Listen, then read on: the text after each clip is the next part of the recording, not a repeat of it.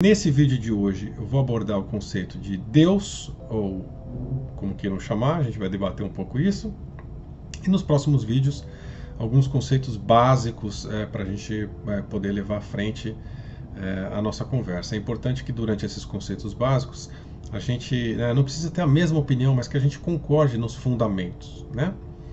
E o primeiro fundamento que eu queria trazer para vocês, até como metodologia de raciocínio, metodologia de estudo, e um pouco do que a gente busca aqui no grupo, é um conceito chamado First Principles, em inglês, ou então princípios fundamentais.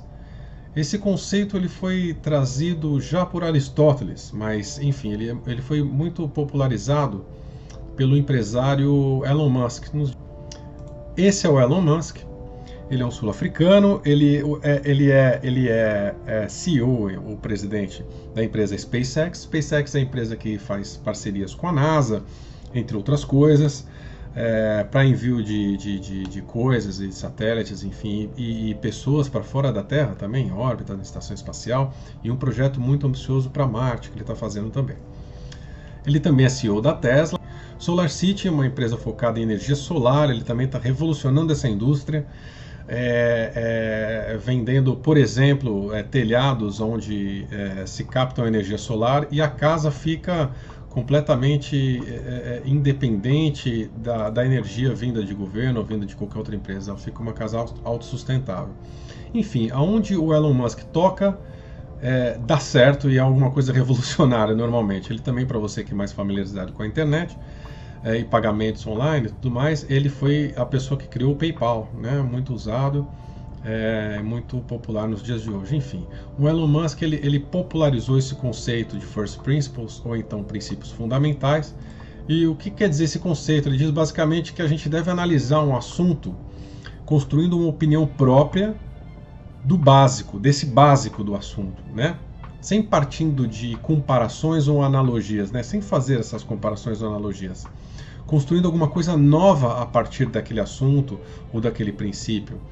Enfim, da gente não partir de uma opinião de alguém ou de um conceito comparativo. Vamos dar aqui alguns exemplos, mas o nosso cérebro ele já opera por analogia, né, comparação, naturalmente. Sempre que a gente vê alguma coisa nova, seja um objeto, uma situação, ela te remete a uma coisa. Você compara uma situação que você já viveu, você compara alguma coisa que você já leu, ou então, isso parece muito aquilo, né? Uma comparação boba, quando a gente olha uma nuvem e acha que é parecido com alguma coisa que a gente conhece, né? Um carro. Então a gente está sempre tentando comparar alguma coisa. E esse conceito vai exatamente ao encontro disso, né? Vai de encontro disso, na verdade. Vai contra, né? Que a gente construa alguma coisa do zero, que a gente pense por nós mesmos, sem analogia, sem comparação. Bom, vamos ver como isso funciona.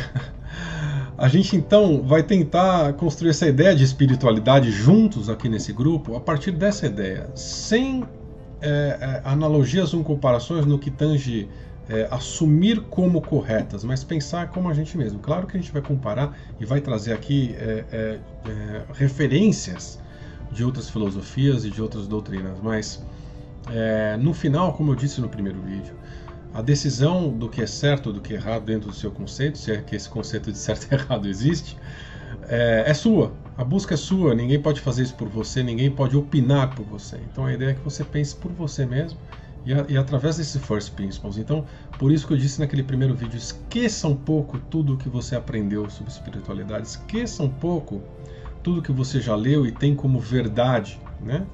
Vamos construir alguma coisa juntos do zero por pensamento por si próprio, pensando por a gente mesmo, raciocinando. O conceito de Deus é um excelente ponto de partida, né, para o grupo de estudo, para a gente, como primeiro conceito que a gente consiga entrar num denominador comum, né? Independente se você acredita ou não na existência de um ser divino, todo-poderoso, essa reflexão é válida por diversos motivos, né? O título desse vídeo, ele já traz uma pegadinha genial.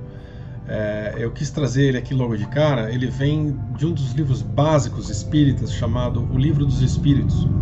Foi codificado pelo Allan Kardec, o codificador das 5 obras básicas do Espiritismo, e o Livro dos Espíritos é uma delas. Mas eu não quero me ater ao Espiritismo ou a esse livro. O que eu quero me ater é a história por trás, um pouco da história por trás do Livro dos Espíritos, que na verdade são perguntas que Kardec supostamente faz aos espíritos. Mas eu queria me ater à primeira pergunta. A primeira pergunta que ele faz é: o que é Deus? Olha a genialidade dessa pergunta, né? O que é Deus? Antes de comentar essa resposta, eu queria comentar um pouco essa pergunta que é genial. Ele não pergunta quem é Deus, veja bem, ele pergunta o que é Deus, porque se ele perguntasse quem é Deus, ele já estaria definindo o que é Deus, certo? Ele já estaria personificando Deus. Deus é alguém, quem, né? Então ele já estaria dando aquela personificação que a gente conhece bastante das religiões tradicionais. Aquele Deus caricato de barba, né? Velhinho, sentado no trono, em cima da nuvem, olhando para baixo, castigando todo mundo, mandando raio, enfim. Estou brincando aqui, mas vocês devem ter entendido. Então a pergunta dele é o que é Deus, não quem é Deus. Então é para a gente pensar um pouco, né? Acho que vale um pouco essa reflexão. A resposta que foi dada a ele é muito boa também, muito inteligente, e a gente vai se referir a ela em alguns momentos, e eu convido vocês à reflexão. A resposta é: Deus é a inteligência suprema, causa primária de todas as coisas. Veja só, inteligência suprema, causa primária de todas as coisas. Não todos os seres vivos, todas as coisas. E esse conceito a gente vai revisitar algumas vezes, ele é muito interessante. Essa inteligência suprema, então, essa causa de todas as coisas, me parece uma unanimidade entre as religiões, né? Filosofias, doutrinas, sob diferentes nomes. O nome que se dá não é importante aqui. Eu vou ficar um pouco mais com Deus, porque eu tenho uma história com a religião tradicional, mas chame do que quiser, energia, natureza, enfim. É fundamental que a gente saiba que existe algo maior e que a gente não compreende ainda direito, e que está presente, regendo a vida, né?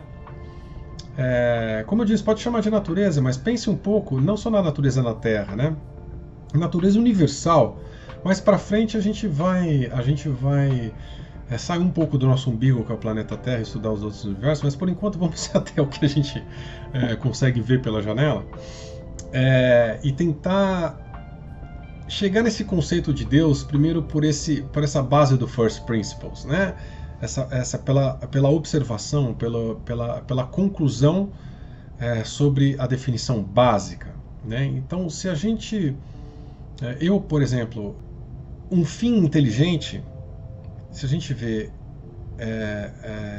algo como consequência inteligente, então, por analogia, deve ter algo como um princípio inteligente, uma criação inteligente, um início inteligente. E eu explico um pouco para vocês. A gente está observando as outras pessoas, a gente está observando os animais, a gente está observando as plantas, a natureza, como o planeta é vivo, né? A gente está observando todos esses terremotos dos últimos dias, inclusive. A gente está observando os vulcões, a gente está observando os furacões, tiveram muito tempo na notícia nesses últimos dias, tanto nos Estados Unidos como na África, na Ásia. Então o planeta é vivo, né? O universo é vivo, a gente vê o Sol, a gente vê as estrelas, a gente vê os cometas, a gente vê as coisas que... isso eu estou falando só das coisas que a gente consegue ver a olho nu, né? A própria Lua, esse movimento. Então o universo é vivo, né? E se tudo isso, toda essa vida, toda essa vida inteligente, como consequência de alguma coisa, eu, por analogia, e aí eu estou caindo numa armadilha semântica aqui, falando analogia para não fazer analogia, mas por lógica, eu diria, deve haver algo inteligente como princípio, né? E aí eu remeto à definição que Allan Kardec codificou no Livro dos Espíritos, essa causa primária de todas as coisas, né? Esse princípio inteligente, enfim. Muito interessante. Já a ciência também tem essa busca frenética por Deus, né? Existe essa imagem de que para ser cientista precisa ser ateu, não pode acreditar em Deus, não pode ter religião, que é uma grande bobagem. Existem cientistas famosíssimos, cientistas inclusive muito competentes e com trabalhos incríveis que possuem religião tradicional. Enfim, uma coisa não separa a outra, mas existe inclusive estudos muito fortes nessa busca de Deus, né? Mas não esse Deus personificado da religião, né? Mas sim essa causa primária de todas as coisas. E uma dessas buscas, ela é dada sobre o bóson de Higgs. Não sei se vocês já ouviram falar no bóson de Higgs, mas ela foi apelidada sobre a partícula de Deus. Né? A existência dessa partícula foi teorizada nos anos 60 pelo próprio Higgs, é o nome do cientista, mas a existência dessa partícula foi comprovada em 2015 através de uma experiência no acelerador de partículas, no LHC, né? no Grande Colisor de Hadrons, que ele fica na fronteira da França. Esse equipamento fica na fronteira da França com a Suíça. Né? Eu vou apresentar um pouco para vocês aqui, mas joguem no Google, no Wikipedia, enfim. Leiam a respeito, que vale muito a pena. Eu vou mostrar aqui para vocês o que é o bóson de Higgs primeiro, né, esse conceito. Né? Então, eu acho que todo mundo aqui sabe o que é um átomo, né? A gente não deve... Espero que vocês não tenham cabulado essa aula. O átomo ele é formado basicamente de elétrons, nêutrons e prótons. Né? Os elétrons é aquela carga negativa que fica rodando em volta do seu núcleo, que é formado de nêutrons e prótons, o próton com a carga positiva, o elétron com negativa, o nêutron com carga neutra. Dentro desse nêutron existem os gluons, os quarks. Dentro do próton existem esses quarks. Então, esse equipamento que eu mencionei para vocês, ele promove a colisão desses átomos, a colisão desses núcleos, desses nêutrons, desses prótons, né? E quando eles colidem, eles liberam esse bóson de Higgs, né? E o que é esse bóson de Higgs? Ele nada mais é do que uma partícula que faz com que as coisas tenham massa. Simplificando muito esse conceito, essa partícula de Deus, ela seria a cola que faz com que as partículas se juntem e formem massa, que tenham massa. Né? Por isso a origem desse nome, né? Desse apelido, na verdade, partícula de Deus. Os cientistas têm dificuldade de explicar como que essa partícula existe, mas agora já tem uma prova da existência. Né? O colisor de Hadrons, que fica no CERN, na fronteira da Suíça com a França, essa é parte, olha só, então as partículas passam no meio desses tubos, assim, se é assim que eu posso chamá-los, né? Só para ter uma ideia da grandiosidade, olha só, um momento de corte, onde fazem os experimentos, né? Olha só o tamanho disso, que coisa fantástica, como o homem é capaz de fazer coisas magníficas também, né? Voltando então à ciência, na busca do que seria Deus, ou dessa partícula de Deus, ou dessa prova de Deus, a ciência também debate se a consciência, a nossa consciência, a consciência suprema, a consciência que for, é de fato uma propriedade emergente da atividade química e elétrica nos organismos vivos. Então o que isso quer dizer? O ateísta materialista, existem várias formas de ateísmo, mas vou me ater a o mais radical, ele diz que o acaso rege o universo, né? Não existe nada maior, supremo, espiritual, e que tudo é puramente material. Então a nossa inteligência, a nossa consciência, ela nada mais é do que uma atividade química e elétrica do nosso cérebro, ou do cérebro dos animais, enfim. Só que a própria ciência já provou isso como o falso, né? E os exemplos os experimentos que foram feitos para que essa prova, que a ciência chegasse a essa conclusão, elas foram feitas através de pessoas, através de telepatia. Então você coloca uma pessoa numa sala, uma pessoa em outra sala, elas não conversam, transmitem uma informação para outra, elas não tiveram contato, não tem reação química, né? Não tem reação elétrica direta, né?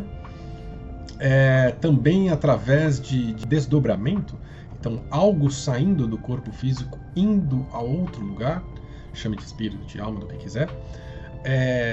Então os cientistas colocam essa pessoa deitada num quarto, essa pessoa vai, de alguma forma, até um outro quarto, seja através do seu espírito, enfim, da sua mente, sua consciência, e descreve um outro quarto, um outro lugar, uma situação onde ela nunca teve, onde ela não teve acesso, onde os cientistas prepararam para aquele experimento.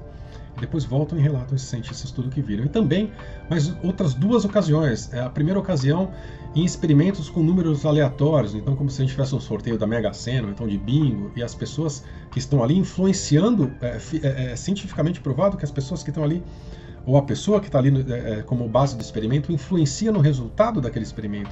E isso é provado hoje na física quântica, pesquisem um pouco aí, que o observador interfere no resultado do experimento. Isso é muito interessante. Mas também tem as premonições, então quer dizer, pessoas que tiveram acesso de alguma forma a coisas que iriam acontecer e não basicamente sobre o futuro, e foi cientificamente comprovado de que aquelas pessoas relataram fatos que ainda estavam por acontecer com detalhes incríveis. Então são experimentos científicos, são coisas que são provadas cientificamente através de experimentos, né, de uma amostragem e tudo mais, métodos científicos. Então hoje a ciência já admite algo maior do que o corpo físico, né? Algo como consciência de alguma forma. Por isso também a busca pelo bóson de Higgs, né, de outros aí que a gente mencionou. Essa consciência que liga tudo e a todos já é admitido pela ciência, né? As religiões mais tradicionais, por outro lado, sejam elas ocidentais ou orientais, elas definem Deus, Alá, ou o nome que você quiser dar, como alguém, veja bem, quem? Alguém, essa personificação, né? Esse lado humano, né? Todo poderoso, onisciente, eterno, todo amor, né? Bondoso, tudo mais. Diz que Deus é justo, bom, carinhoso, paciente, mas muitas vezes também ele castiga, ele corrige, né? Então eu acho que são mais características humanas, mais características de um pai ou de uma mãe, né? Vejam bem isso. E no caso da religião cristã, ele enviou o seu único filho para nos salvar, no caso de Jesus Cristo, que é tido, por exemplo, como na Igreja Católica, como o próprio Deus, né? O Deus na Terra. Um dos dogmas da Igreja Católica é que Jesus é Deus, né? Ou foi Deus, enfim. Um debate aí para a gente fazer, mas essa personificação está bem explícita. A gente pode perceber que nessa definição de Deus nas religiões tradicionais, ela está muito próxima de um ser que possui emoções, né? E características humanas, como eu acabei de dizer. Então ele é bondoso, carinhoso, paciente. São características de um ser vivente, né? Seja ele humano ou não, enfim. Então, para mim fica muito contraditório no momento que você diz que Deus ele pode ser vingativo, por exemplo, ou ele corrige. Me parece que não é muito coerente com o fato dele ser todo-poderoso, eterno, né? Porque uma pessoa que vinga ou que tem pressa em corrigir e tudo mais, qual é a pressa de um ser eterno, né? Um ser todo-poderoso, ele precisa se preocupar com vingança, ou então com ser bom ou mal. Esse conceito de bom ou mal para um ser todo-poderoso e eterno, para mim é muito difícil de conceber, né? Esquecendo as religiões, esquecendo o que a gente já escutou sobre isso. Mas veja bem, construa o seu raciocínio dentro do raciocínio proposto aqui no nosso grupo, desse conceito básico, né, de energia ou consciência presente em tudo, presente em todos. Essa energia vai precisar ser vingativa, vai precisar corrigir alguém, né? Enfim, esse conceito me parece, esse conceito, principalmente da ciência, me parece muito mais com a resposta da pergunta espírita que a gente fez no começo, quando mencionada a causa primária de todas as coisas, né? Se a gente tira o romantismo das religiões tradicionais, a gente tem essa força onipresente, onisciente. Eu acho que todas as religiões podem concordar com isso, né? Chame do que quiser, mas essa força, religiões e a própria ciência, mas essa força presente em tudo, né? Esse bóson de Higgs, esse quark, quer dizer, essa força que liga tudo e a todos, até porque esse quark, esse bóson de Higgs está presente em tudo, não só aqui na Terra, no universo inteiro, em todas as coisas, em mim, em você, no computador, na câmera, no céu, na Terra, em tudo. Né? Tudo é feito de átomos, tudo é feito de quarks, tudo tem esse bóson de Higgs, tudo que tem matéria tem bóson de Higgs, né? Então, Deus como sendo essa energia presente em tudo, né? E eu tenho certeza que até o ateu acredita nisso, né? De alguma forma. E eu digo isso até o ateu, né? A gente fala, muitas pessoas, eu acredito que eles são ateus por aversão às religiões tradicionais, e não por não acreditar em alguma coisa maior, ou não acreditar nessa energia que liga tudo e a todos. Eu posso me relacionar com isso, porque eu também não consegui me encaixar em nenhuma religião tradicional. Mas não é por isso que a gente tem que negar. Eu chamo de Deus porque eu tenho um passado com uma religião tradicional, mas chame do que quiser, consciência, energia, natureza, né? Só lembrando que a natureza é a natureza universal, não aqui do nosso umbiguinho, né? Existem várias correntes do ateísmo, mas de uma forma abrangente o ateu ele não acredita em divindades, né, num Deus personificado, e tem o raciocínio baseado na ciência, enfim. O bóson de Higgs é provado cientificamente, foi provado há 2 anos atrás. Então, assim como as premonições, a ação da mente fora do corpo, né, a dedução dos resultados dos experimentos de números aleatórios, como eu estava comentando com vocês, certamente Deus, nesse conceito, não é uma divindade, mas é algo que existe em tudo e liga tudo e todos. Então, para nós, esse momento, essa afirmação já é suficiente. Então, essa energia, essa consciência que existe em tudo, liga tudo em todos, causa primária de todas as coisas, né? Essa definição, para mim, é sensacional. Na minha humilde opinião, as religiões, as doutrinas, as filosofias, elas falam a mesma coisa, de formas diferentes, de acordo com o seu entendimento, com a sua cultura, né? A nossa dificuldade é com a linguagem, né, dessa definição de Deus, e também com a necessidade humana de uma figura maternal, paternal, olhando e cuidando da gente. A gente tem essa necessidade, a gente é muito carente ainda. A gente é muito criança espiritualmente, né, como humanidade, como seres, né? A gente precisa de uma babá, a gente precisa de alguém para socorrer a gente, para orientar, para cuidar da gente, né? A gente tem medo de estar sozinho, dessa possibilidade de estar sozinho, né? A gente vai discutir isso um pouco mais para frente, mas estamos sozinhos no universo? Ou existem outras consciências também em algum outro lugar? As duas possibilidades elas são muito interessantes, né? Sozinho no universo inteiro ou outros seres no universo, né? A gente vai conversar isso mais para frente, mas para frente a continuação do nosso estudo aqui, essa definição de Deus, eu gostaria muito de deixar como uma energia presente em tudo e em todos, né? A mais científica possível, né? É importante que a gente esteja na mesma página, a gente não precisa concordar em tudo, mas se você concorda, qualquer definição de Deus, ou que seja Deus, ou que seja o que quiser para você, se você concorda que existe uma energia presente em tudo e em todos de alguma forma, não esqueça, provado cientificamente. Já não é só mais uma questão de fé, essa energia existe. A gente pode seguir adiante então. E aí, pessoal, se você gostou desse vídeo, clica aqui, curtir, faça alguns comentários também, porque isso é muito importante para ranquear o vídeo e que ele chegue para mais pessoas, essa informação seja difundida para mais pessoas que precisam também delas.